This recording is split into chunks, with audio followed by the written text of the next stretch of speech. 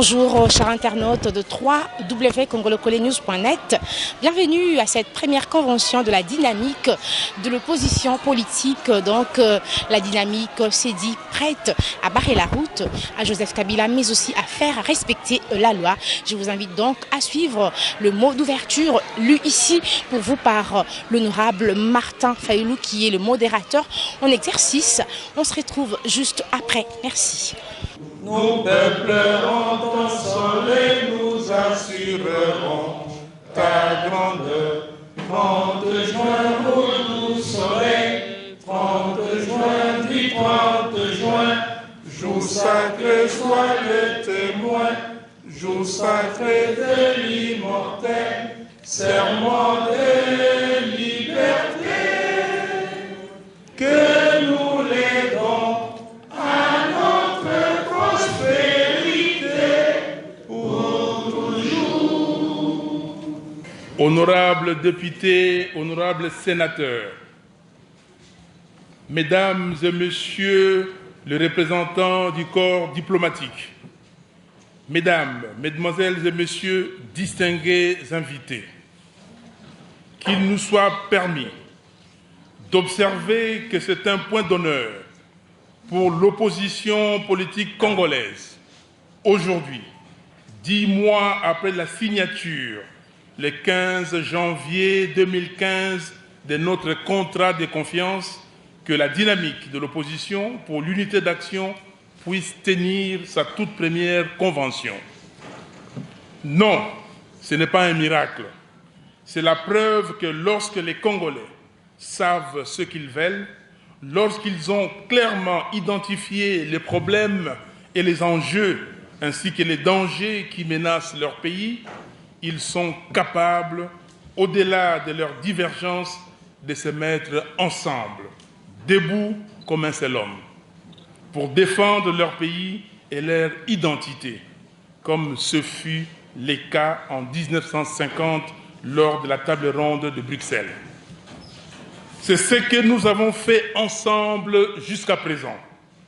Ceci nous oblige, avant toute chose, à féliciter tous les membres de la dynamique pour leurs contributions respectives, pour le sens d'humilité et de responsabilité dont ils ont fait preuve, ainsi que pour les sacrifices consentis afin de préserver l'unité et l'idéal de combat contenu dans notre contrat de confiance. Puisque ce combat se poursuit, et peut-être qu'il entre maintenant dans sa phase la plus décisive, cette première convention de la dynamique nous donne l'occasion de faire le point, de nous réarmer moralement et d'envisager la suite avec assurance et détermination. Mesdames, Mesdemoiselles et Messieurs, distingués invités, présentant la seconde considération intempestive de Nietzsche, Pierre-Yves Bourdil affirme, je cite, « La volonté de faire de l'histoire un éternel recommencement est dommageable dans la mesure où elle étouffe la vie en l'homme et son esprit créatif à la recherche de nouveau. » C'est justement ce contre quoi nous sommes ici ces jours. L'asphyxie des énergies congolaises par la volonté de M. Kabila. De quoi s'agit-il? Pendant 10 mois, nous l'avons dit et répété sous forme de déclarations et communiqués, et nous avons aussi mené des actions sur terrain pour exiger une seule chose, le respect strict de la Constitution de la République. Mesdames, Mesdemoiselles et Messieurs, distingués invités, pour peu que l'on se souvienne, l'histoire de notre pays renseigne que les forces vives de la nation qui s'étaient retrouvées au dialogue intercongolais de Sun City avaient identifié la contestation de la légitimité des institutions et de leurs animateurs comme l'une des causes fondamentale à l'origine des crises et des guerres que nous avons connues dans notre pays depuis son indépendance. En fait, 3 questions avaient toujours divisé les Congolais. La première, comment on accède au pouvoir politique? La deuxième, comment on l'exerce? Et enfin, la troisième, comment on le transmet? Pour répondre à ces questions, résoudre cette situation et mettre définitivement fin aux crises dans notre pays, les forces vives de la nation ont convenu de la mise en place d'un nouvel ordre politique qui trouve son fondement dans une nouvelle constitution démocratique et qui permette aux Congolais de choisir librement leurs dirigeants au travers des élections libres, pluralistes, démocratiques, transparentes et crédibles. Désormais donc, plus de coups d'État et plus d'arrangements particuliers sous forme de partage équitable et équilibré du pouvoir.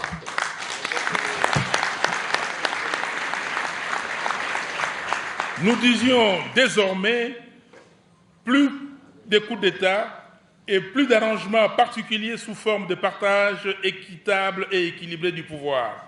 Seules les élections crédibles, organisées à des intervalles réguliers, sont source de l'égalité et de légitimité du pouvoir politique en RDC.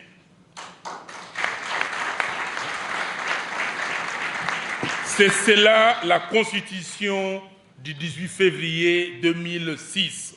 C'est cela la volonté du peuple congolais. Mesdames, Mesdemoiselles et Messieurs, c'est cette Constitution-là, ces pactes sacrés que le peuple congolais a signés au travers de son adoption lors du référendum de décembre 2005 que M. Kabila s'emploie à neutraliser en la vidant de toute sa substance afin de nous ramener à la case de départ, celle des crises et des guerres. Pour preuve, les affrontements qui ont suivi la publication des résultats des premières élections de 2006 rappellent que ces élections n'étaient pas démocratiques. Elles étaient contestées et M. Kabila s'était imposé. En janvier 2011, 10 mois avant les élections du 28 novembre, M. Kabila et ses partisans avaient lancé un assaut contre la Constitution de la République en initiant une révision intempestive de la Constitution qui ramenait le scrutin présidentiel de 2 tours en un seul. Nous connaissons tous la suite, le chaos électoral de novembre 2011 et la crise de légitimité qui s'en était suivie. Pendant près de 3 ans, nous n'avions eu de cesse à demander un dialogue avec M. Kabila et sa mouvance pour résoudre les difficultés posées par ces élections pas crédibles du tout. La mouvance kabiliste nous rétorquait que les institutions de la République fonctionnaient normalement et qu'il n'y avait pas une crise politique dans le pays. Il est utile de rappeler que sous l'initiative du National Democratic Institute, NDI, une réunion fut organisée en mars 2012 entre l'opposition et la mouvance kabiliste au Grand Hôtel Kinshasa afin de jeter les bases d'un dialogue devant résoudre le problème né de ces élections. C'est M. Kabila qui avait demandé à sa mouvance de surseoir sa participation à ces réunions. L'on se souviendra aussi de l'attitude négative de M. Kabila après les tables rondes organisées en 2014 par les représentants spéciaux du secrétaire général des Nations Unies, M. Martin Kobler, entre la mouvance kabiliste et l'opposition, table ronde auquel M. Malou Malou avait également pris part. C'est toujours M. Kabila qui avait arrêté cet élan au motif qu'il n'y avait pas de crise en RDC qui pouvait justifier un tel dialogue. En même temps que M. Kabila soutenait qu'il n'y avait pas de crise politique dans notre pays, il préparait aussi une autre crise en montant des stratagèmes et en multipliant des manœuvres dilatoires qui violaient la Constitution, dans le sombre dessein d'éviter l'organisation des élections en 2016. Parmi ces manœuvres, on peut notamment citer 1.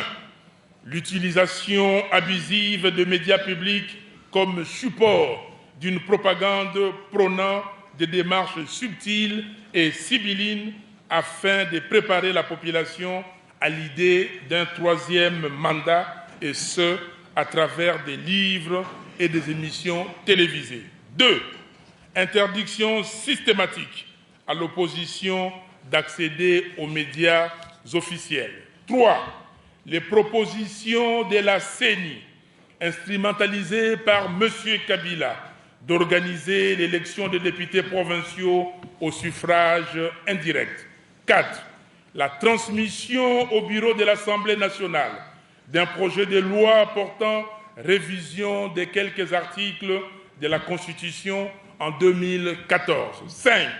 L'omission volontaire par la CENI de programmer l'élection présidentielle dans son calendrier partiel du 26 mars 2014. 6. Le refus systématique en son temps de faire auditer les fichiers électoraux notoirement reconnus corrompus. 7.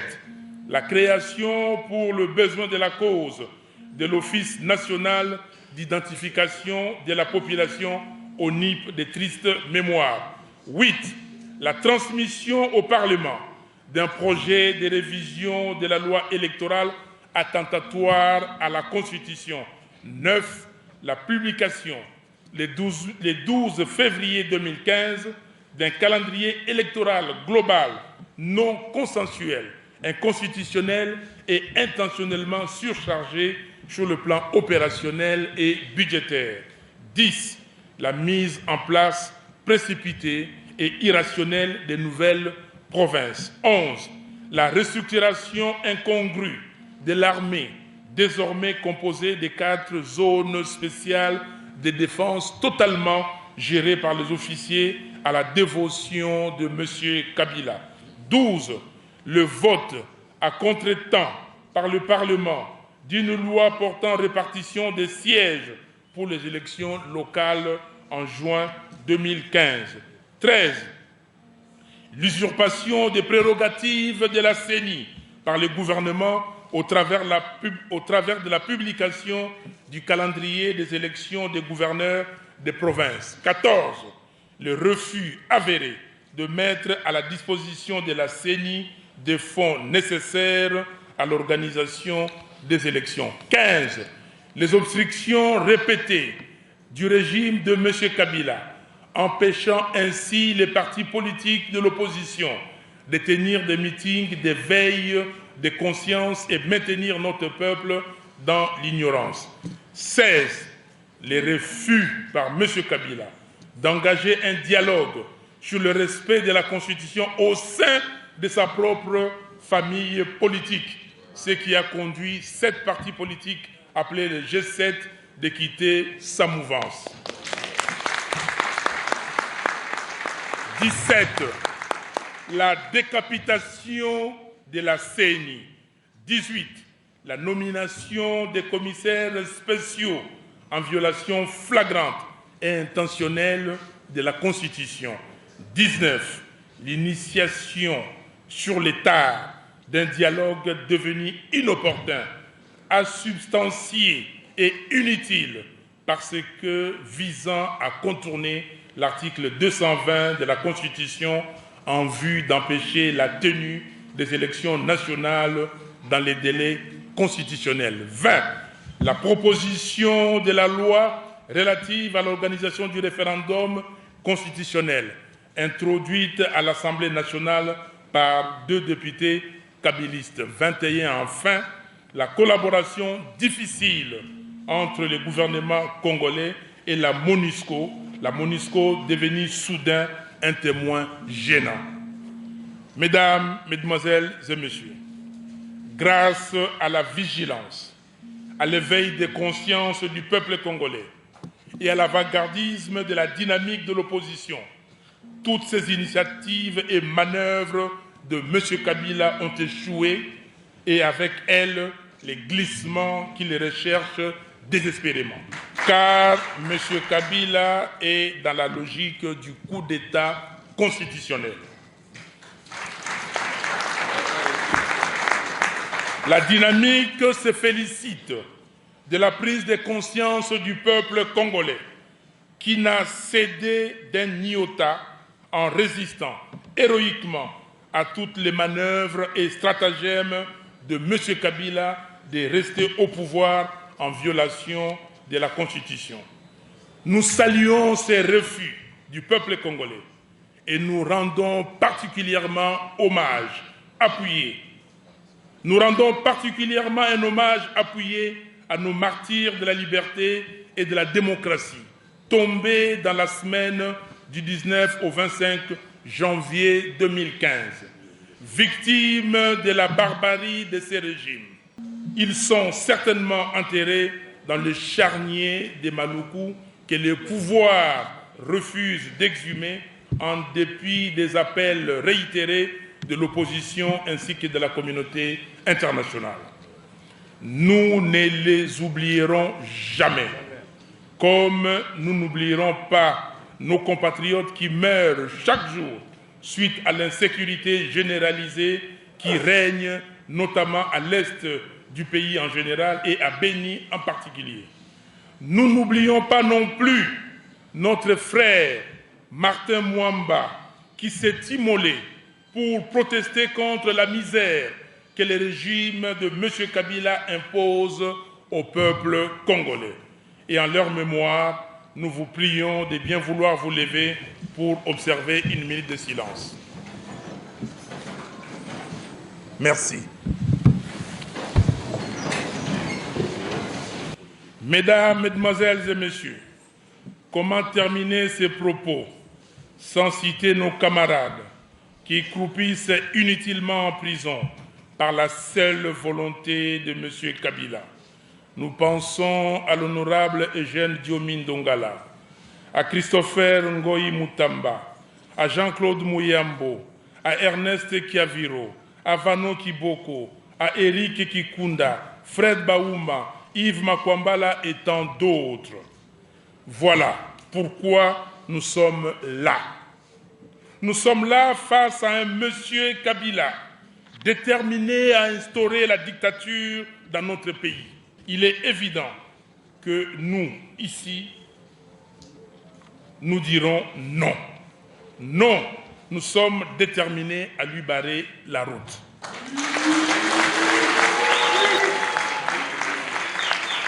Nous disons que nous sommes ici pour lui dire non. Nous sommes déterminés à lui barrer la route. Cette terre de la République démocratique du Congo, c'est la terre que Dieu a donnée à nos ancêtres. Et nos ancêtres nous ont léguée. Et donc, nous continuerons à travailler pour que la déclaration de nos pères de l'indépendance, pour que le vœu de nos pères de l'indépendance, que nous bâtirons un pays plus beau qu'avant, que cette déclaration soit matérialisée demain. À l'issue donc de nos 3 jours de travaux, nous devons pouvoir être en mesure de rassurer le peuple congolais quant à notre détermination à faire respecter strictement la Constitution, sauver la République et donner à notre peuple des raisons d'espérer d'un avenir meilleur par la déclinaison des résolutions fortes et appropriées. Que Dieu bénisse la République démocratique du Congo et son vaillant peuple. Ainsi, je déclare ouvertes les travaux de la première convention de la dynamique de l'opposition. Merci. Et voilà, donc, c'en est fini pour cette première convention. Et vous avez suivi avec attention, je l'espère, la déclaration forte de la dynamique de l'opposition congolaise. Baïbayo Kakalingala, Boeba était dynamique et opposition. Et lobby et Zabongo prête pour na côté les la paix ko barenzela na mokondi amboka Joseph Kabila paix ko to sato ko respecter bongo mobeko likondi o eko kamba mboka na biso République démocratique du Congo mbote na bino isika Ezwami bino tokutani na bino na numéro mosusu kaka ya masolo ya politique. Merci à Deschutes Mambetou pour la prise de vue.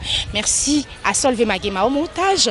Merci à Richie Bisengo et pourquoi pas un grand merci à la perle de congolocolenews.com Mimi Sabi et merci à tous les internautes qui nous accordent une attention particulière. Merci, on se retrouve très très prochainement.